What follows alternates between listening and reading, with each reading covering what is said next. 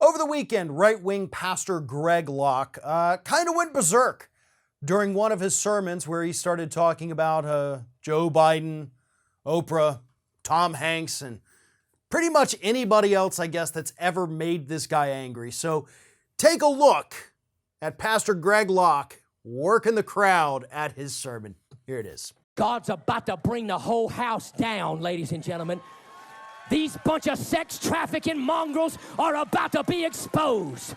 These bunch of pedophiles in Hollywood are going to be exposed for who they are. I don't care what you think about fraudulent Sleepy Joe. He's a sex trafficking, demon-possessed mongrel. He's of the left. He ain't no better than the Pope and Oprah Winfrey and Tom Hanks and the rest of that wicked crowd. God is going to bring the whole house down. I said he's going to bring the whole house down. He's going to burn the whole thing to the ground. He's going to expose all these bunch of pedophiles. I'm telling you, he's going to expose Kamala Harris for the Jezebel demon that she is. I don't know why pastors don't talk about this stuff. Well, I do. They don't want to seem crazy. I'm already crazy. You know, I think it's very fitting that it looks like he's giving this sermon in a circus tent, considering the content of this, because it really does seem like some kind of sideshow act. You know, he's up there on stage sounding like a professional wrestler, trying to work the crowd, get them all into it, and we're going to do this, and we're going to take back, and God's going to burn it all down. I'm crazy. Which he did say in that clip. His words, not mine. But here's the thing. Does Greg Locke actually believe any of this?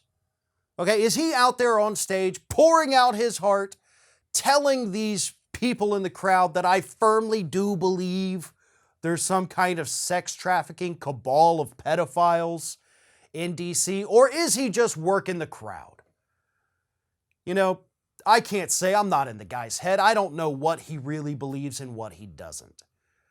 But I do know from doing countless segments on the religious right over the last 17 and a half years, you kind of get a feel for how these people operate. You know, after speaking with the experts, people like Frank Schaeffer, you learn how these people do what they do and why they do what they do. It's not likely, in my opinion, that Greg Locke actually believes those things that he is saying on stage.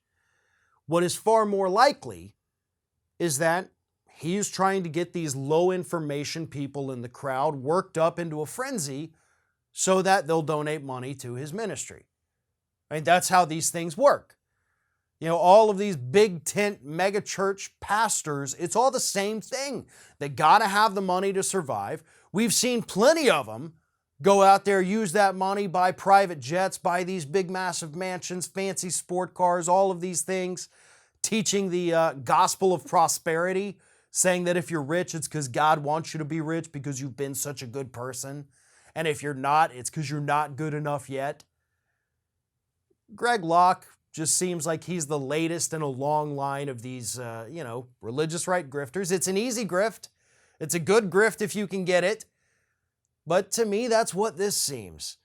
Of course, unfortunately for Greg, he is not on the same level as, your Pat Robertsons and, your Falwells back when he was alive, or even some of the other ones, but he'll get there someday. He'll get there someday, but not if, as he described himself in that video clip, not if he continues to act crazy.